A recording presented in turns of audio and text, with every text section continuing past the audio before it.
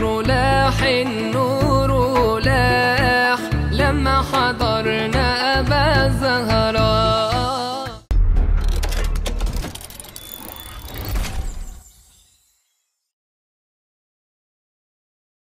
بسم الله الرحمن الرحيم. السلام عليكم ورحمة الله وبركاته. Alhamdulillah Nabi Mustafa Muhammad Rasulullah sallallahu alaihi wasallam wa ala alihi wa ashabihi wa binatihi wa azwajihi wa uladil kiram al-Fatihah. A'udzu billahi minasyaitonir rajim. Bismillahirrahmanirrahim. Alhamdulillahi rabbil alamin. Ar-Rahmanir Rahim. Maliki yawmiddin. Iyyaka na'budu wa iyyaka nasta'in. Ihdinas siratal mustaqim. Siratal ladzina an'amta 'alaihim ghairil maghdubi 'alaihim waladdallin.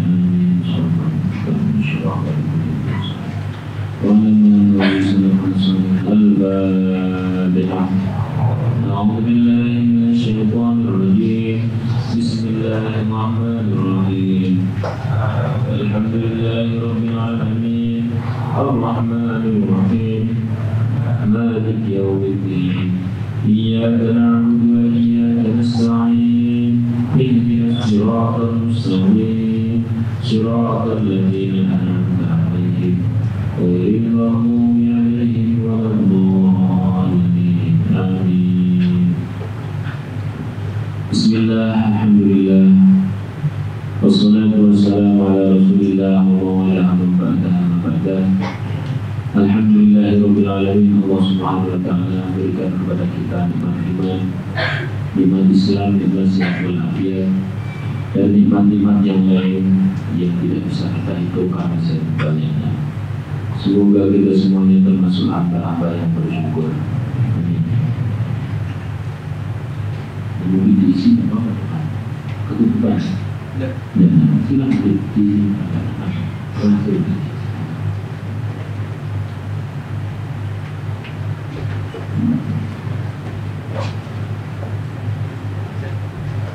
Bismillahirrahmanirrahim. Kita ta'limul muta'alim terlebih dahulu. Alhamdulillahilladzi segala puji bagi Allah. Fadhala ala bani Adam yang telah mengutamakan anak cucu Nabi Adam, yakni manusia. Dimuliakan dengan apa? Bil ilmi wal amal, dengan adanya ilmu dan amal. Jadi pembeda antara kita dengan hewan adalah karena kita punya ilmu dan punya amal. Barangkali hewan itu juga memiliki turun-temurun, tapi karena ia tidak punya ilmu, dia tidak bisa membedakan antara istri dengan yang bukan istri. Tidak ada istilah yang namanya kambing bisa membedakan antara istri dan pacarnya. Nah, kenapa? Karena memang tidak adanya ilmu. Lah, kalau ada manusia, dia anak cucu Adam, kemudian belum punya istri kok, atau belum diperistri kok sudah dibawa kemana-mana, nggak tahu, mungkin itu namanya apa tadi? Ya itu. Itulah Allah Subhanahu wa taala memuliakan anak Adam dengan adanya apa? Ilmu. Yang namanya kecoa, ya. Kecoa itu bisa berganti-ganti pasangan, ya. Demikian pula dengan kucing mungkin ya, sampai tidak bisa membedakan antara anak atau siapa begitu. Nggak ada aturan dan sebagainya. Tiba-tiba pas kepingin langsung jerit-jerit di tengah jalan. Itu kucing. Dan kalau ada manusia kok dong pas lagi kok melimpin jalan terus kemudian bersuara, ya mungkin itu kucing. Nah, ini simpel saja cara menerangkannya. Memang manusia itu oleh Allah Subhanahu wa taala dibikin berbeda dari yang bukan manusia bil ilmi wal amal, dengan adanya ilmu dan amal. Maka Mas, saya sudah berilmu, sudah harus bisa membedakan ini halal, ini haram. Oh, itu anak orang belum pernah diakati, berarti masih haram. Jangan dipegang tangannya. Nah, tapi kita Nah, nek mung butuh enak, ya butuh enak, butuh seneng ayam ya podo, gitu ya. Masalah mengejar dunia perbabunan itu ayam. Itu kadang babonnya itu tidak mau, sana lari ke situ, lari dan sebagainya. Lalu kemudian begitu sudah ada kesempatan, ternyata bukan masalah tidak mau itu perbabonannya, tapi karena boleh bon dari tempat. Dan sampai kalau di pas rame sendirian kayaknya soleh, lalu kemudian pas berduaan kok tiba-tiba tadi itu, nah, itu mungkin apa? Nah betul, ayam. Maka di sini sudah faddala ala bani Adam bil ilmi. Kita diberikan keutamaan oleh Allah Subhanahu wa taala dengan adanya ilmu. Dipakai itu Mas, ilmu. Ilmu itu bisa membedakan antara barang milik sendiri dengan barang milik teman. Maka saat sampai di kos-kosan dan sebagainya, walaupun itu sekedar sabun atau dan sebagainya, ya kalau itu PP begitulah ya, mandi kebiar-kebiur gitu, nggak tahu itu tempat milik siapa, asal mandi saja. Makanan juga asal makan saja.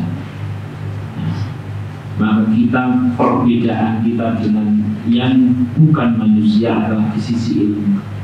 Kita sudah tahu ini haknya sendiri, ini bukan hak saya, ini hak orang lain. Simpel. Setelah itu wal amali, dan perbedaan antara anak Adam dengan, bukan perbedaan, anak Adam faddala, diutamakan, ditinggikan derajatnya, diluhurkan derajatnya. Itu ada pada di sisi amal. Kalau tadi ilmu nomor 2 adalah amal. Amal itu simple. Kalau saatnya sudah ada, berarti saatnya sholat. Lu kok saatnya ada masih mau gitu, mau itu mungkin siapa? Nah, gitu. Jadi pas ngomong adzan kok mau gitu, mungkin itu siapa tadi? Di ono sih ngomong. Ya, ada jami'il alam. Allah Subhanahu wa taala memposisikan manusia lebih luhur, lebih utama dibanding seluruh alam dengan adanya ilmu dan amal. Ini kita ta'limul muta'alim. Maka nanti ta'limul muta'alim ini isinya adalah bagaimana tata cara kita mencari ilmu, yang kemudian berkah dari mencari ilmu itu ada dorongan untuk mengamalkannya. Ketika kita bisa mengamalkannya, maka Allah akan ngasih ilmu lagi, mengamalkan lagi, Allah ngasih ilmu lagi.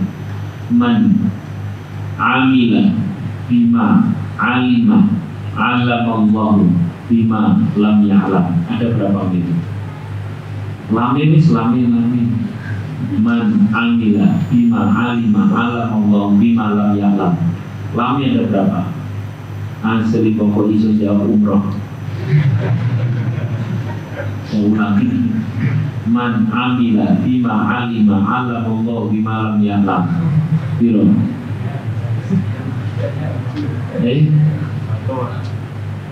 Ada berapa lamnya? 5. Ada lagi berapa? Diumrohkan pada rekor. Itu kan ada lam yang double. Man amila bima alama. Man amila bima alima allamallahu allam. Itu ada lamnya. Allamallahu bima lam ya'lam. Berarti jadi ada berapa? Minimis. Siapa orang? Man amila, siapa orang mengamalkan, bima alima, terhadap apa yang ia tahu, allamallahu, maka Allah akan ngasih tahu, bima lam ya'lam, terhadap apa-apa yang tidak ia tahu. Pasangan ini tahu. Siapa yang mengamalkan apa yang ia tahu, maka Allah akan ngasih tahu apa-apa yang belum tahu. Jadi kalau kita di sini mencari ilmu, terus kemudian ada dorongan untuk mengamalkan, itu menjadi tanda ilmu tersebut berkah. Kalau sudah berkah, maka akan padat lagi, kita akan terdorong untuk ngaji lagi, terdorong lagi untuk mengamalkan lagi. Seperti itu, maka ini indikator kuat orang tersebut sedang berjalan menuju surga. Man salaka tariqan yaltamisu fihi ilman sahalallahu tariqahu ilal jannah. Siapa orang dalam kondisi apapun dia kok mau meluangkan waktu untuk mencari ilmu, mengamalkan lagi, maka orang tersebut sedang berjalan menuju surga. Semoga kita semua termasuk. Wassalatu dan salawat wassalamu dan salam ala Sayyidina Muhammadin sallallahu alaihi Sayyidil Arabi wal Ajam. Salawat dan salam semoga tetap tercurah limpahkan kepada Nabi Muhammad sallallahu alaihi wasallam yang menjadi pemimpin orang Arab dan pemimpin orang di luar Arab. Wa ala alihi wa ashabihi ya nabiyul ulumi wal hikam. Dan kemudian salawat dan salam semoga tercurahkan kepada para keluarga Nabi, para sahabat Nabi yang menjadi sumber-sumber ilmu dan hikmah. Sumber-sumber ilmu dan hikmah. Kalau kata Sayyidina Ali, kalau kata Rasulullah, ana madinatul ilm wa aliyun barwa. Kalau aku kata Rasulullah adalah kotanya ilmu, maka sahabat Ali ini adalah apa? Pintu. Dan masih demikian banyak. Wabadu ini jadi enak banget kalau jangan punya kitabnya. Ta'limul muta'alim, beli set. Harganya sekitar 10 sampai 15 ribu. Tidak corong buka buku nasi bungkus yo, buka kilo sesasi. Tidak tahu? Itu kan murah banget. Itu enak. Besok disimak. Nyari yang ada Arabnya, kemudian ada terjemahnya. Syukur-syukur ada Arabnya, kalau nanti terjemahnya ditulis pada saat ngaji seperti ini. Jadi nanti ada karya di sana. Minimal kalau buka laporan anak itu sebenarnya disebut. Itu lebih yang bisa ngaji. Orang-orang itu kok tulisannya kan benar? Biar maklum. Jelas ya. Wabadu. Dan setelah Bismillah, hamdalah, salawat, salam. Falamma ra'aitu katsiran min tullabil ilm. Ketika aku melihat, kata penulis kitab Ta'limul Muta'alim, ketika aku melihat banyak sekali para pembelajar, para santri, para mahasiswa-mahasiswi, mereka mencari ilmu fi zamanina, di zaman kami, yajiduna ilal ilm, mereka sangat sungguh-sungguh dalam masalah ilmu. Wala yasiluna, tapi mereka tidak bisa mendapatkan ilmu itu. Tidak bisa mendapatkan ilmu itu. Wa min manafi'ihi wa thamaratihi, salah satu dari manfaat dan buahnya ilmu, wa hiya al-'amal bihi wa nashr, yakni mengamalkan dan kemudian menyebarkan. Kata mengamalkan saja seseorang sudah kadang-kadang sulit sekali. Saya tanya, sejak kapan jenengan tahu yang namanya tahajud itu meringankan hidup? Sejak kapan jenengan? Dari dulu kan? Tapi apa dari dulu itu sudah mengamalkan? Jawabannya apa? Beda-beda. Semuanya sudah tahu bahwa yang namanya sholat duha itu baik sekali. Berapa rakaat sholat duha ini? Berapa? Itu tergantung ya. Ada lagi imam tinggi 12 rakaat dan ngomong gitu lah. Maksimal berapa? Tapi pernah sholat 12 rakaat tiap hari. Itulah. Maka min manafi' ilm wa thamarati, manfaat ilmu dan buahnya adalah mengamalkan. Lah beliau penulis kitab ini melihat banyak sekali santri-santri, melihat banyak sekali para pembelajar itu benar-benar sungguh-sungguh dalam mencari ilmu, tapi pada saat mengamalkan itu berat. apalagi pada saat kemudian menyebarkannya. Orang zaman dulu itu Masya Allah, kalau nulis kitab sebut saja misalkan Fathul Bari, syarahnya Bukhari, itu 15 jilid. Jadi mau contoh, uripe entek, habis untuk baca 15 jilid. Imam Ghazali itu tulisannya ratusan, bahkan ada yang mengatakan ribuan karena banyak yang tak tertulis. Padahal dia umurnya yang tidak panjang-panjang Pak. Sampai hari ini Ihya itu tidak ada istilahnya kitab Ihya loaan. Nah, semuanya itu terhormat luar biasa. Belum lagi Imam Bukhari itu nasrul ilminya, menyebarkan ilmunya. Imam Syafi'i itu meninggal sudah lama. Imam Syafi'i sampai kenal atau tidak? Kapan kenalannya? Kita tahu ya Imam Syafi'i. Kita tahu benar Imam Syafi'i. Bahkan di setiap kajian-kajian kita mendengarkan nama itu Imam Syafi'i. Sekarang saya tanya, dengan tetangganya Imam Syafi'i sampai tahu. Anak saya tahu di sebelah kanan kiri. Lori Imam Syafi'i itu tidak. Idulin belakang rumahnya Imam Syafi'i, depan rumahnya tidak ada yang tahu. Kenapa Imam Syafi'i yang hidup di kala itu, yang meninggal di Mesir, sampai hari ini nyaris seluruh orang Indonesia tahu namanya, tapi ternyata tetangganya lo tidak tahu. Apa yang membedakan? Tonggo ini berarti tidak ditonggo Imam Syafi'i ya? Ini sebetulnya saya dulu ditonggo di Syafi'i. Tonggo Imam Syafi'i, tak tahu kan kita. Kenapa Imam Syafi'i kemudian akrab di telinga kita, tapi tetangganya nama tidak tahu. Bahkan matinya kan tidak ada yang tahu. Mungkin hari ini yang dulu menjadi tetangganya pun sudah melupakan. Tapi Imam Syafi'i tak terlupakan. Apanya di sana? Nasrul ilmi. Bukan hanya manfaat, tapi nasr, tersebar ilmu beliau. Lalu tetangganya, mungkin tetangganya pernah sama-sama ngaji. Mungkin Imam Syafi'i pada saat ngaji itu benar-benar melek, tonggo ini merem. Nah, sampai menikmati Imam Syafi'i menikmati tonggo ini. Masya Allah.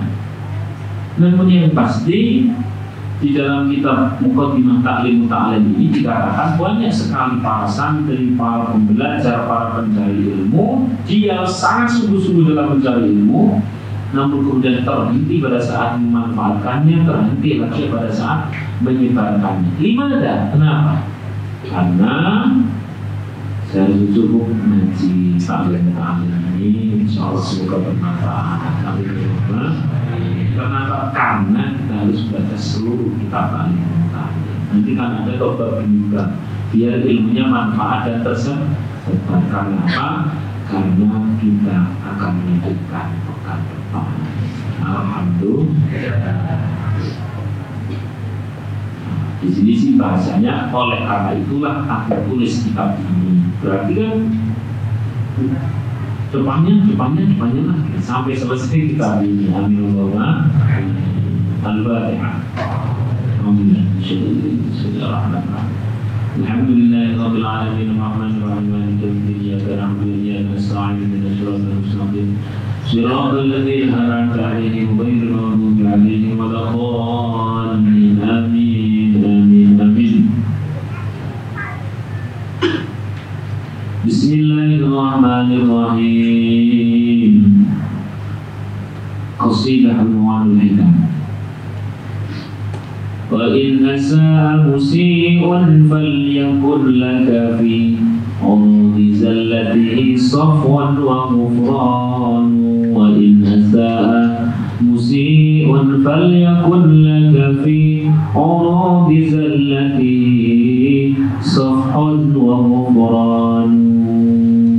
Wa in asa'a musi'un, bila datang orang yang berbuat buruk kepadamu, mendolimimu, mengecemu, mengenyekmu, menggunjing, menggibah, menfitnah, mendolimi, menyakiti, menyelekit omongannya, apalagi komplainnya, mengambil hartamu, menipumu, menggataimu, mem-PHP-mu, mengkhianatimu, tiba-tiba nikah dengan yang lain, dan memamerimu foto dia dengan pasangannya yang ternyata teman sendiri lebih jelek lagi. Kemudian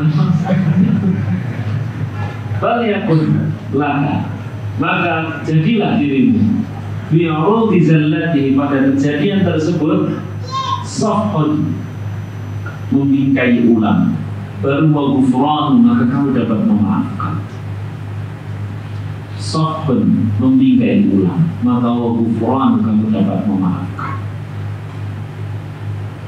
Alias untuk menghasilkan hati yang bisa memaafkan itu tidak mudah.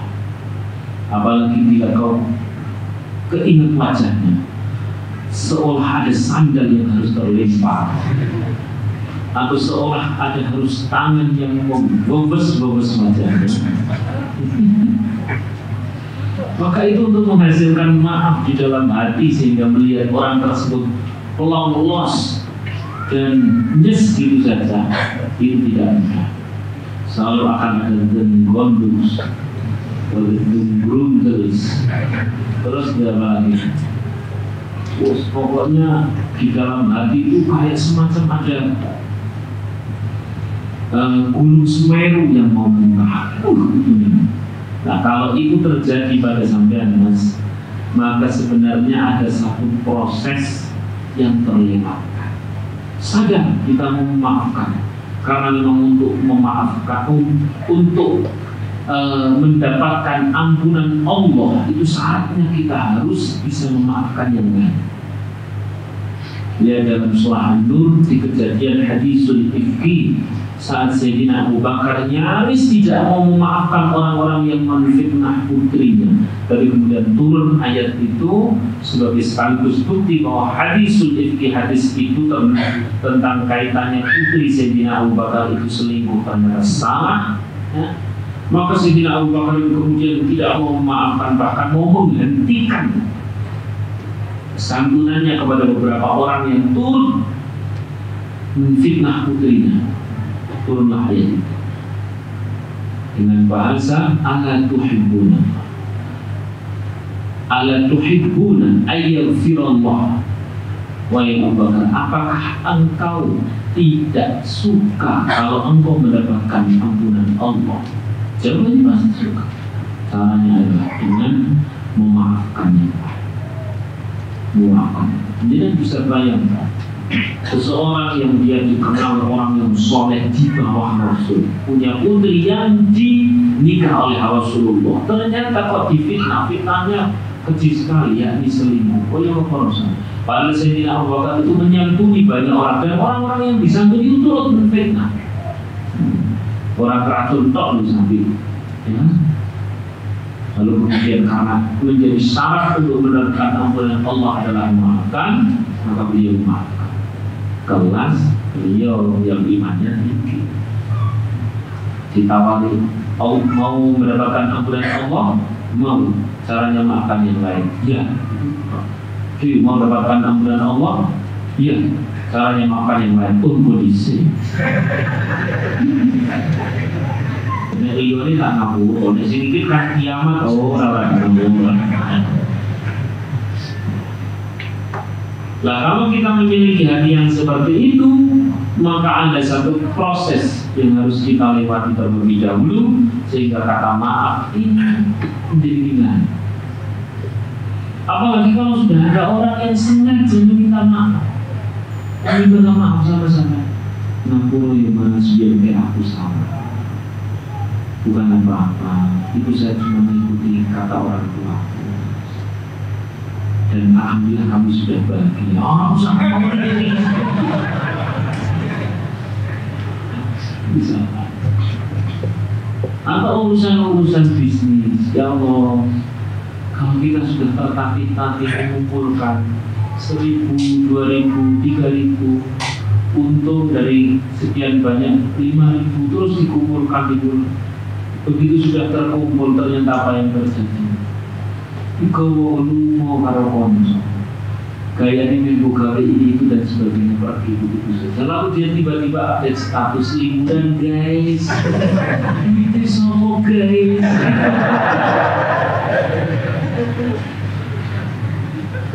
Rasanya seperti. Lalu kemudian sampai mendapatkan kata maaf dari dia, sampai begitu komentar kemana guys, Singapura ya guys. Dia sudah sedemikian rupa minta maaf, tiba-tiba saya minta maaf ya kemarin itu saat ini. Tapi tidak mudah memberi maaf.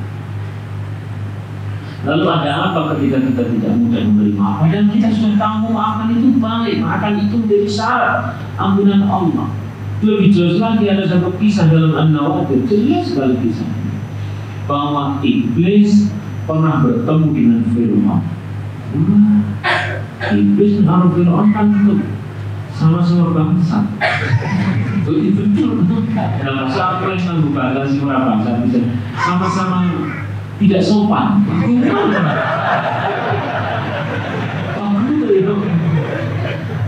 Iblis sama Fir'aun sama-sama bangsa. Iblis dan Fir'aun sama-sama tidak beradab. Oh ya kurang keren Pak. Iblis sama Fir'aun sama-sama bangsa. Yang sesama bangsa seperti ini pernah saling dialog dalam kitab An-Nawadir.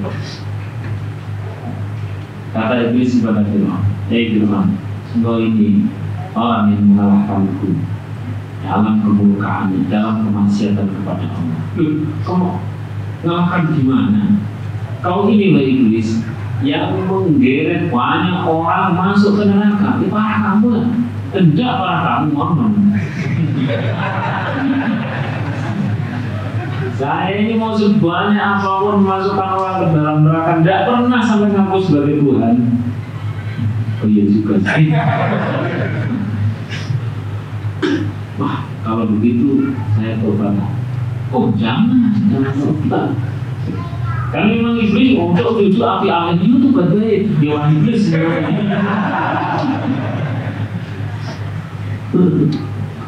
Oh jangan lupa, nanti gampang lupa. Biasa iblis itu masalah menunda tobat, menunda baik itu juga kalian iblis. Jadi orang konsol mau, oh itu cuma jenisnya. Saya uangnya dulu, saya sana, uangnya mana? Saya sini orang itu.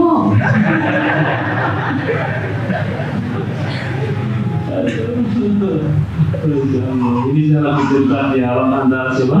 Iblis dan Fir'aun kok melakukan bocah konsol ya? Memilih diri. Astagfirullahaladzim. Jangan tobat dulu. Asli nampak. Ini kan saya benar-benar bangsa, benar-benar laknat saya. Ngaku sebagai apa? Tuhan. Jadi Fir'aun itu sudah sadar kalau dirinya itu salah. Mengatakan Rabbukumul A'la, aku adalah Tuhan kalian yang luhur. Kata Fir'aun, itu salah. Dia sendiri mengakui bahwa ada hal yang kurang di dalam dirinya. Tapi pada saat mau tobat, dikutus jantung. Kenapa? Kalau kamu bertobat sekarang, kau habis, kerajaanmu selesai, pahamu hilang. Kau tidak ada artinya. Iya juga, ya bukan dikira. Akhirnya kan benar toh, Fir'aun tobatnya tamat. Pada saat pada saat nyawa sudah ada di tenggorokan, dan kalau ada tobat kok nyawa sudah di tenggorokan itu sudah telat. Maka kalau ada seorang teman saya kisah di sini gampang, udah tusuk ngomongin gampang ditobati, udah tusuk sini tak duduk langsung hilang. Istighfar deh, wis ngomongin nongkrong di sini, kolek plus nama. Isu tobat sholat tobat nangis beres kan? Pertanyaannya umurnya sampai besok pagi enggak? Ya, bukan yang overdosis kok. Akhirnya mati juga. Tapi aku ini orang mati, lu siswa mati ini. Alhasil, Fir'aun ini kemudian menunda tobat. Tapi keduanya sama-sama bersepakat bahwa sama-sama bangsa. Fir'aun memiliki dosa yang luar biasa sampai ngaku sebagai Tuhan. Ini bukan mensekutukan Allah, tapi ngaku sebagai Tuhan. Ini bukan mensekutukan Tuhan, tapi ngaku sebagai Tuhan. Ini parah banget. Iblis pun membawa menggeret orang banyak ke tapi kemudian keduanya bersepakat. Tapi ada yang lebih parah, lebih parah saja. Iya ada. Siapa itu? Ya, itu adalah orang yang sudah jelas dimintai maaf. Berarti kan sudah diminta, tapi dia memilih tidak memaafkan. Ini lumayan kamu kami bekal mas. Dan pas menjaluk ngabur karo sombong cerita ini. Kita orang belum ngabur orang aku bercerita cerita iblis kalau nah, masya Allah, tugas kita hanya meminta maaf. Tapi hari ini kita lagi bahas bukan meminta maaf, tapi masalah apa? Memberi maaf. Nah, orang yang tidak mau memberi maaf padahal sudah jelas dia dimintai maaf, maka bisa lebih parah daripada siapa tadi? Iblis dan Fir'aun. Nah, kita tahu yang seperti itu. Ngerti kan?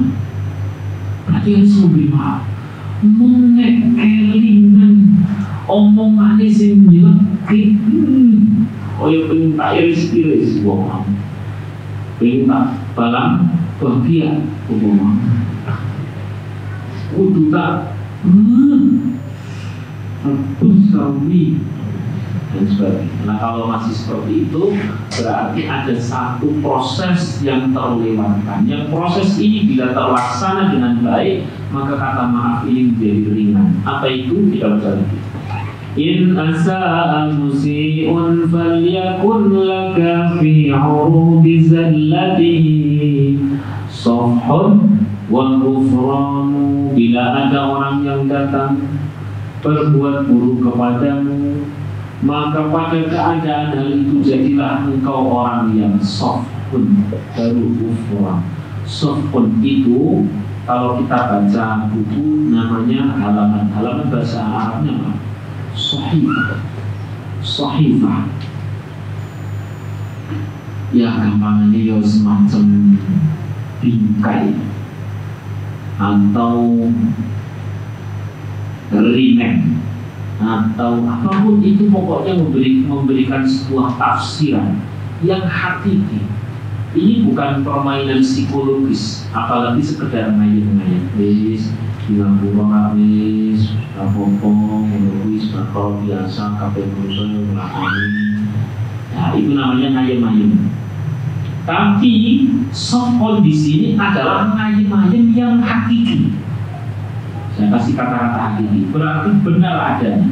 Apa itu ngayem-ngayem yang hakiki? Bukan sekedar ngayem-ngayem, tapi benar-benar kalau ini dilewati dengan benar akan terjadi peraiman sehingga permaafan itu mudah diberikan. So, yang pertama, bahwa ketika datang orang menyakitimu, mendolimimu, sebenarnya dalam arti yang hakiki orang tersebut sedang memberikan apa yang sedang kau butuhkan. Apa itu? Bisa namanya doa mustajab. Apa? Doa mustajab. Satu ketika sampai punya hajat besar, sampai kemudian berdoa namun belum dikabulkan. Iya, mungkin doanya biasa.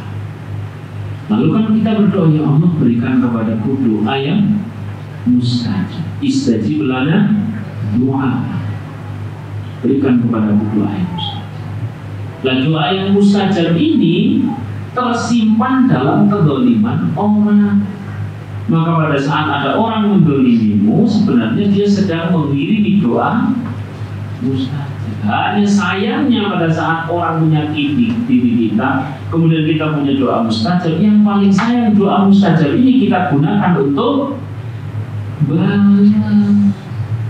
Dia yang menyakitiku ya Allah, yang mendolimiku ya Allah, jadikan kepala jadi kaki, seluruh wajahnya penuh dengan panu, kurang. Jadikan dia yang menipu, ya Allah, bangkrut seluruh usahanya, kocar kacir keluarganya, kakinya merontokkan sehingga menjadi kaki banyak, macam-macam keburukannya. Lah kalau seperti itu Mas, Rahimahullah, ada malaikat yang berkata amin wa anta kadzalik. Semoga Allah mengabulkan, tapi kau syekh, tapi kamu duluan atau kamu juga minimal. Berarti kalau kita mendoakan buruk, padahal kita punya doa mustajab, keburukan itu kita gunakan, doa buruk itu kita gunakan untuk menghantam orang yang menzalimi. Jawabannya apa? Kita pun kena. Terus dia berarti doakan baik. Biasanya Mbak sih bilang, iya Ustaz, aku doakan baik, tapi yang jawab pret itu. Maksud iya mengkhianati sampai Mbak, ngeloroli, mengkhianati, menikung dengan tikungan 180 derajat. Ya 180 derajat di mana? Mau kajak gayanya jadi maju lah, mau cuma nikah kalau mau ini coba. Surat terus kemudian habis itu malah pakai atas nama sampean untuk ini itu dan sebagainya. Terus habis itu sampean mendoakan baik, ya Allah, dia yang mendolimi kumnya itu, ya Allah, semoga Kau berikan rezeki yang berkah, keluarganya sakinah mawaddah warahmah. Biarkan aku sakit seperti ini, yang penting dia bahagia. Kita tak percaya. Cepat diberikan omongan yang soli-solihah, cepat haji, cepat umroh, paling lahir cepat mati. Ada yang kita berdoakan baik, berdoa buruk, khawatir apa? Balik, berdoa baik, kelas kita enggak punya. Coba sampai ditipu berapa 100 juta, ya Allah, yang menerima buku uang 100 juta, ya Allah, muliakan dengan perusahaan miliaran, orang percaya. Tak berkah. Bisnisnya dibikin lancar, berkah, keluarganya sakinah mawaddah warahmah, putra-putrinya soleh-soleh, yang hafidhah, ya Allah, dia itu telah menipu, maka putra-putri dijadikan putra-putri hafidhah. Ini itu yang nggak kelas kita berdoa seperti itu. Nah terus ngomong khawatir apa? Balik doa baik. Maka kita harus sadari yang namanya softphone, bagi teman, softphone adalah membuat sebuah bingkai ulang. Kejadian perilaku yang tidak menyenangkan dari seorang teman atau tetangga, teman kantor dan sebagainya yang mendolimi itu, ya, yang mendolimi itu penting tidak penting. Yang terpenting bersamaan kedoliman itu ada doa mustajab yang sedang kita tunggu-tunggu hadirnya. Kan kemarin kita berdoa, ya Allah, aku sedang dalam kondisi kesulitan, berikan kepadaku doa mustajab. Lalu orang bilang, konco kok ngelorong, ya Allah, alhamdulillah doa mustajab telah hadir lewat sini. Habis itu kita berdoa, ya Allah, hajat ini, semoga Engkau kabulkan. Sallallahu alaihi wasallam. Adapun dia, aku tidak berani berkata. Nah itu belum kuat, dan masih kuat juga bagus. Adapun dia, ya Allah, dia yang mengirim doa mustajab, aku kirim pulsa. Ya Allah, paham tak? Sallallahu alaihi wasallam. Maka saya punya cerita ini, kalau tidak salah ceritanya begini, kan sudah terlampau lama. Seorang bapak muda, kalau nggak salah begini ceritanya, mohon maaf kalau ada kesalahan, tapi intinya saja, dia itu anaknya lagi sakit. Riwayat ini rumah sakit. Mas sampai nanti kalau sudah besar, kalau sudah kita baru akan tahu bagaimana rasa di dalam hati saya kepada anak. Masya Allah. Masih jomblo itu kan belum bisa rasa. Memang mungkin kalau nantinya gitu ya, atas dia. Ya belum bisa, saya belum sulit menceritakan, masih jomblo. Oke, sampean sayang sama orang tua, tapi kelak sampean akan memiliki rasa kasih sayang kepada anak yang luar biasa. Sehingga kalau ketika anak sakit, maka bagaimanapun kasih sayang orang tua kepada anak itu tak tergantikan oleh kasih sayang anak kepada orang tua. Pada saat sampean menjadi anak, ya sayang sama orang tua, tapi sayang kepada orang tua kamu dan orang tua kepada sampean. Sebagaimana nanti ketika sampean punya anak, ya kasih sayangnya luar biasa. Tanya sama bapak atau ibu-ibu yang sudah punya anak. Itu masya Allah itu pakai anakmu, ya Allah luar biasa. Sampai nggak pernah berdoa untuk diri sendiri. Banyak jomblo lah tubuh kecil kan terasa gitu bingung itu, ya Allah,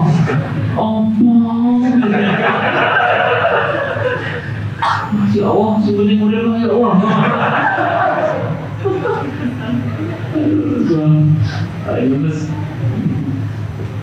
Nanti masya Allah kan punya kasih yang luar biasa. Dan satu ketika itu ini luar biasa, anaknya itu dalam kondisi ya bisa dibilang sulit sembuh. Lalu kemudian pulang ke rumahnya, ternyata ada kumpulan RT atau RW atau semacamnya lah, saya tidak tahu yang dimaksud apa, pokoknya perkumpulan. Ternyata ini si bapak muda ini terfitnah. Tapi karena dia lagi sibuk rumah sakit kan tidak sempat untuk ngurusin. Terus kemudian datang, ya curhat pribadi sama saya. Habis curhat, dia bilang, Ustaz, kan saya sedang tidak punya perkara besar di rumah sakit, anak saya sedang tidak sadar. Asli orang yang memfitnah saya itu tak tekoni.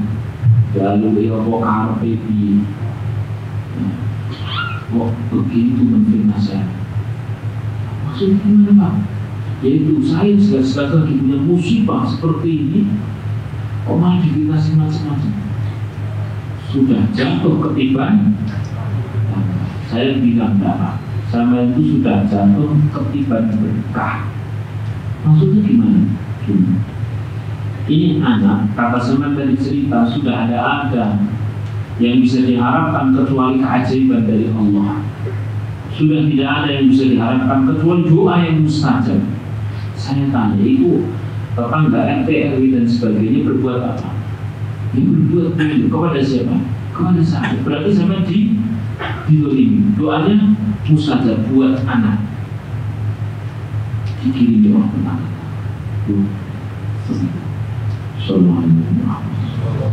Bayangkan kalau tidak pakai ilmu, langsung wah aku seperti lagi lomba aneh-aneh, tidak sesuai fungsi kan? Fungsinya adanya kedoliman itu bersama dengan doa mustajab untuk sebuah hajat besar, untuk sebuah permasalahan besar. Itu malah dibuat nyerang balik, ini apa-apa. Sallallahu alaihi wasallam. Jelas ya? Maka begitu hari ini sampai ada orang meloroni, ada orang mengkhianati, mem-PHP, mem-PPH, HPP. Oh, apa sebagai istilahnya? Orang ini sama menang kok. Terus pokoknya aneh. Terus ada semacam-macam. Sebenarnya saya pikirkan, Pak, ini saya lagi punya hajat apa ya? Ini saya lagi punya permasalahan apa yang besar? Kok sampai ada yang ngirimi doa mustajab? Gimana ini kalau tidak saya fungsikan untuk sebuah hajat besar? Oh iya, saya ini. Ternyata ibu itu pengen mengaku, ya Allah, saya bisa diberi oleh seorang ibu. Ya Allah, saya yakin memang ini tidak enak, tapi saya yakin sekali ini ada doa mustajab. Doa mustajab itu bayangkan untuk ibuku, ya, untuk ibu orang yang telah melahirkanku. Ya Allah, mudahkan dia untuk umrah. Amin. Fatihah terus Fatihah, tapi belum derek ya Allah.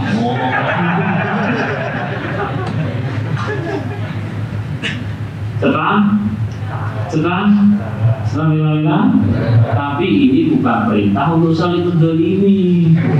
Wah, dalam terus waktu wis mendolimi aku.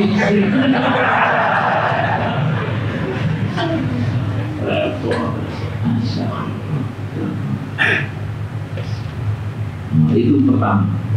Kemudian yang nomor 2, ya nggak usah banyak-banyak. Jadi softphone. Nah, kalau sudah tahu seperti itu Mas Mbak, kalau sudah tahu ternyata hikmah dibalik itu luar biasa seperti itu, sehingga akhirnya kemudian kita layarkan doa itu untuk sebuah kepentingan besar, lalu kemudian Allah memberikan ijabah, ya, doa itu mustajab. Saya tanya terhadap yang menyakiti, yang beri, akan kau katakan apa? Kau katakan apa? Yang keras, kau katakan apa? Kau katakan apa? Terima tur Sallallahu Nabi Muhammad.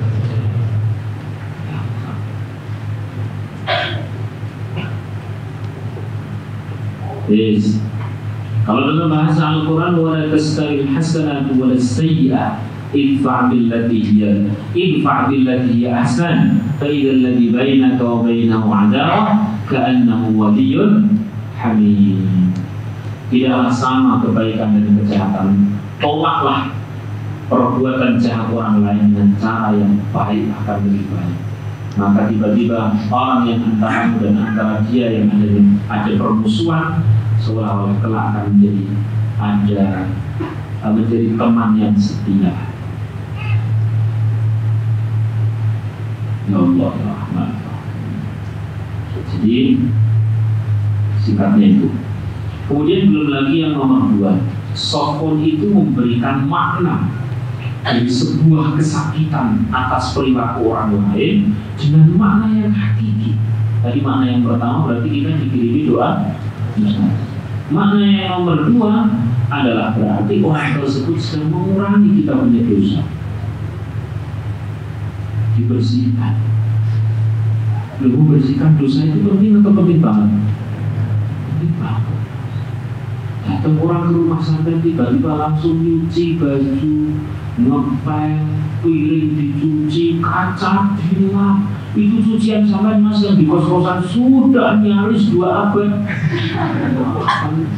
Itu limbahnya sudah sampai kemana-mana. Tiba-tiba datang itu teman langsung dicucikan, disetrika, ditata. Kemudian dia pergi begitu saja. Saya tanya, kira-kira zaman akan ucapkan apa kepada orang ini? Sedemikian rupa repot membersihkan rumah seisinya.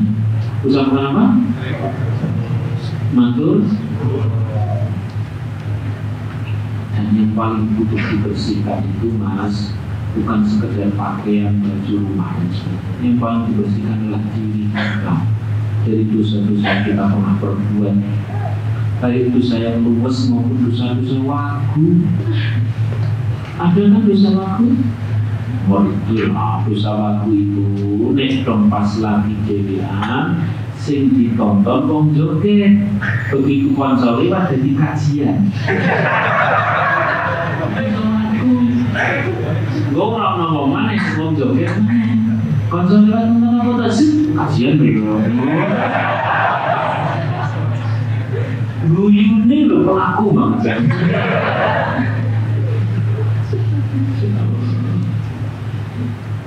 Nah, sedemikian banyak dosa-dosa kita. Lalu kemudian ada yang turut membersihkannya, maka layak untuk kita ucapkan terima kasih. Sallallahu alaihi wasallam. Itu nomor 2.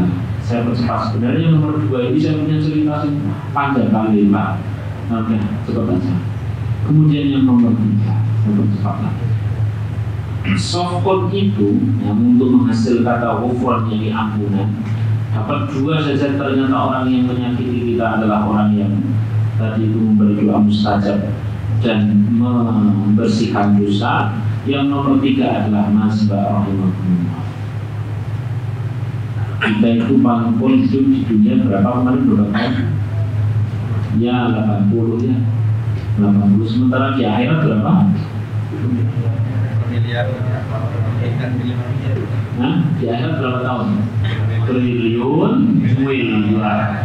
Triliun miliar. Terus miliar. Triliun miliar.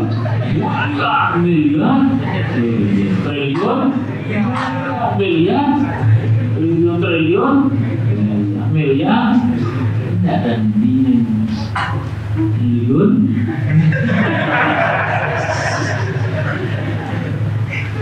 Tahu orang membekali perjalanan yang panjang banget. Ya Allah, kita terima kasih. Siapa yang membekali? Yang menggunjingmu, yang menyakitimu itu lagi membekali pahala-pahala dia, dikirimkan untuk kita, bukan bekal yang triliun miliar triliun.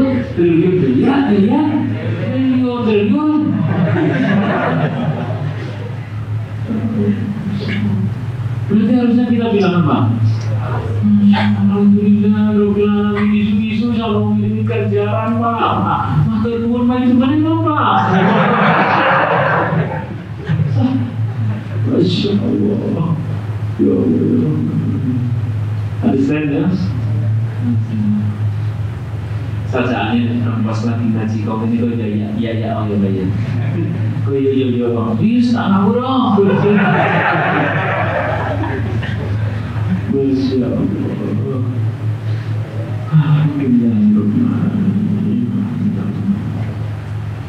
Nah itu saya pesan, jadi nanti coba klorosis paling ngecek gampang, langsung dulu simpel ya Allah. Berikan sehat, berikan berumrah, haji, sama aja Allah. Amin Allahumma.